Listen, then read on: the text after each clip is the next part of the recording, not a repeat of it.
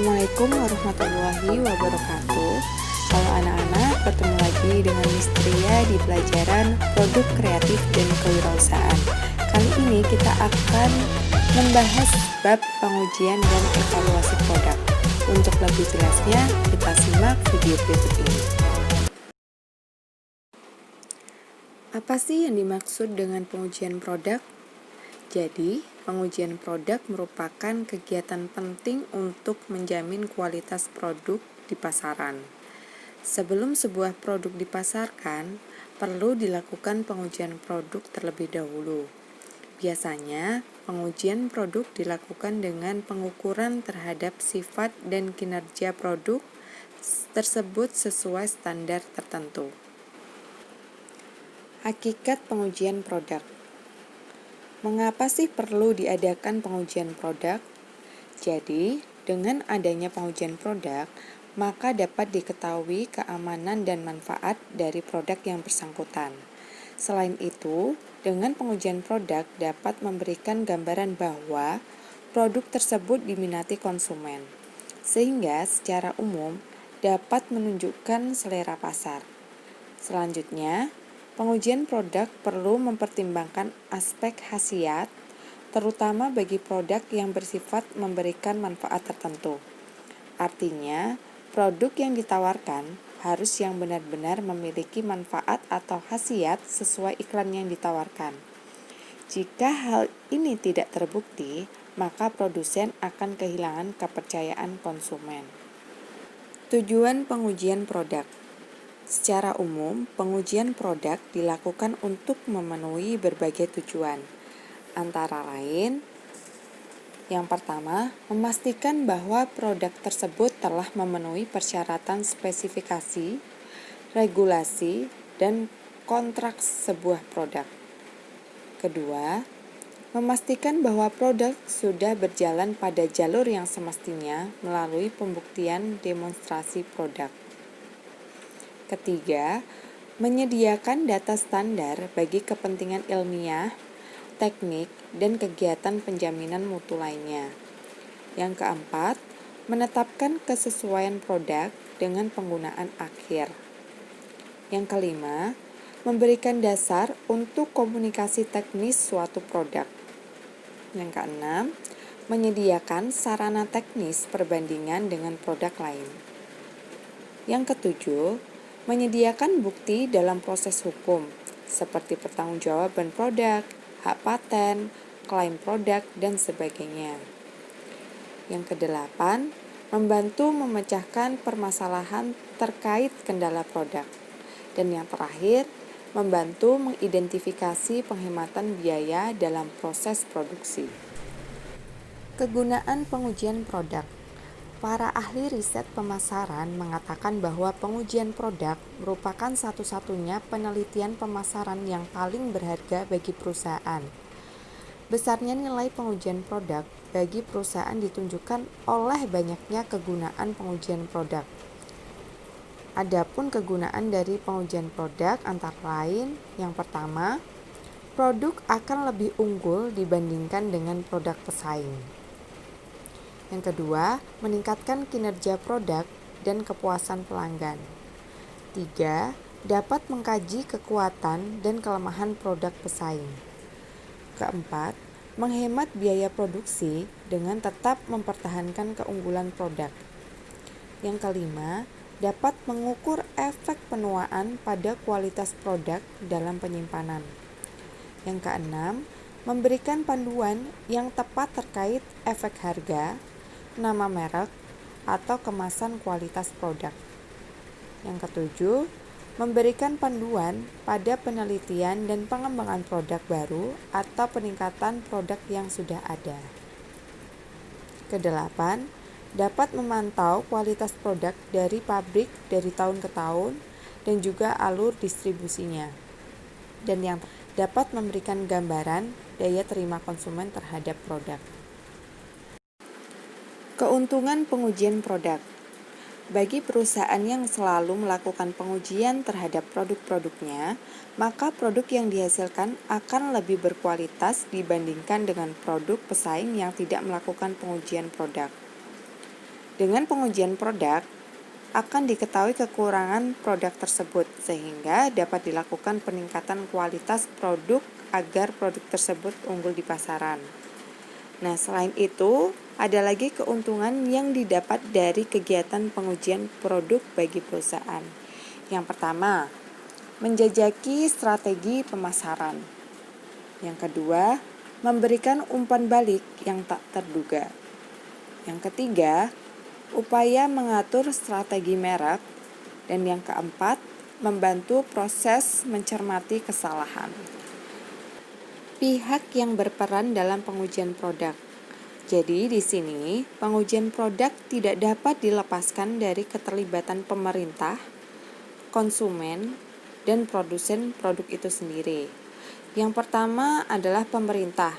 Jadi peran pemerintah dalam pengujian produk yaitu dengan mengeluarkan undang-undang yang mewajibkan produsen menjelaskan kegunaan produk dan menjamin keamanan produk mereka.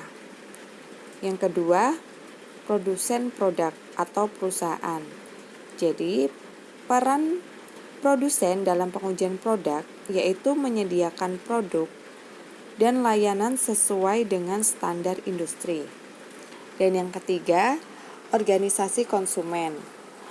Peran organisasi konsumen yaitu sebagai perwakilan kepentingan konsumen kepada produsen dan pemerintah. Persyaratan pengujian produk. Ada beberapa persyaratan yang harus dipenuhi agar pengujian produk benar-benar akurat dan dapat diterapkan. Berikut adalah uraian dari persyaratan dalam pengujian produk. Yang pertama, pendekatan sistem.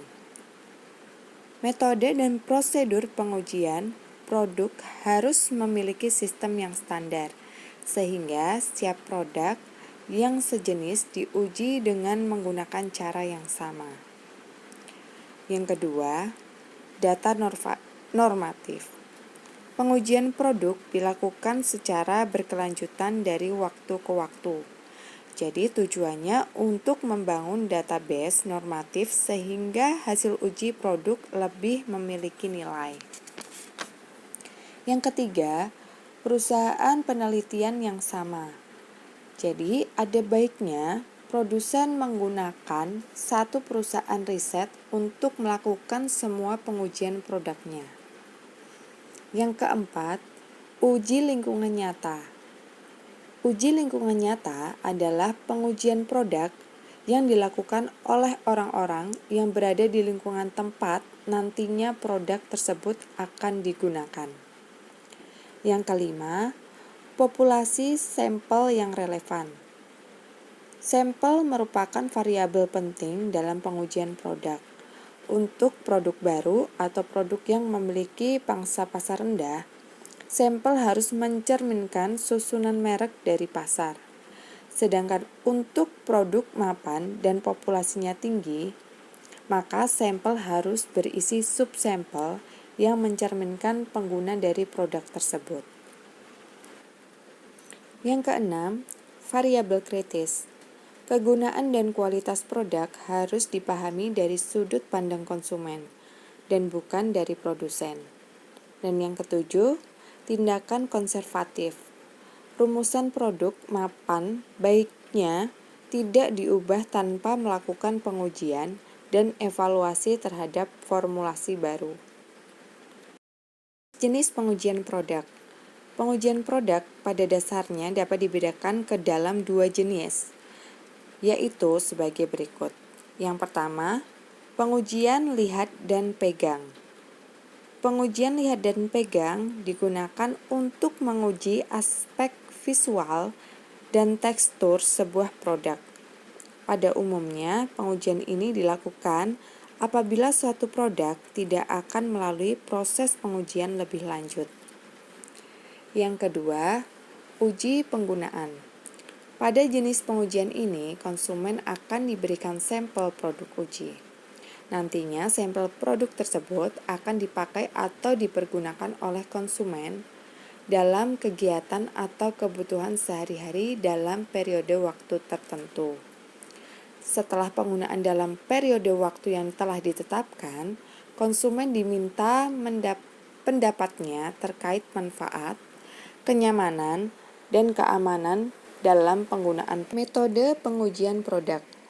Ada banyak metode yang dapat digunakan dalam proses pengujian produk.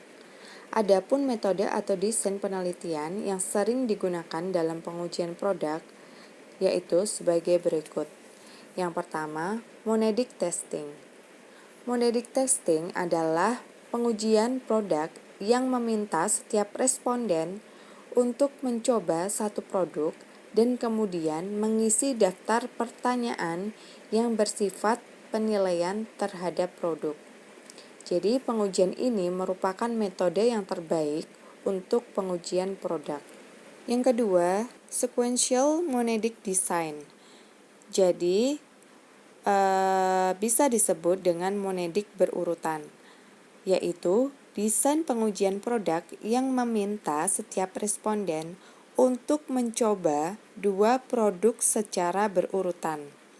Pada pelaksanaannya, penguji atau responden menggunakan satu produk dan memberikan penilaian terhadap produk tersebut, kemudian menggunakan produk kedua dan menilainya.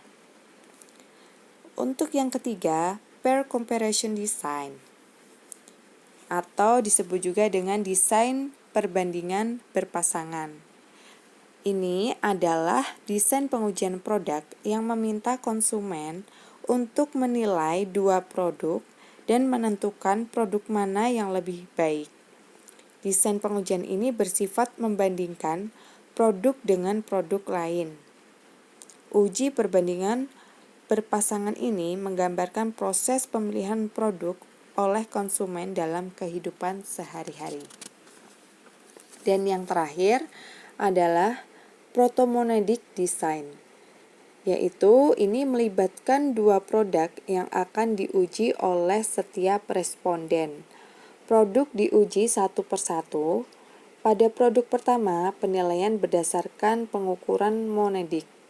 Sedangkan produk kedua, penilaian secara preferensi, baik secara keseluruhan maupun untuk atribut tertentu. Baik, untuk materi hari ini cukup sampai di sini. Silahkan kerjakan tugas yang ada di slide terakhir ini. Oke, sekian. Semoga pembelajaran ini bermanfaat untuk kalian. Sekian, wassalamualaikum warahmatullahi wabarakatuh.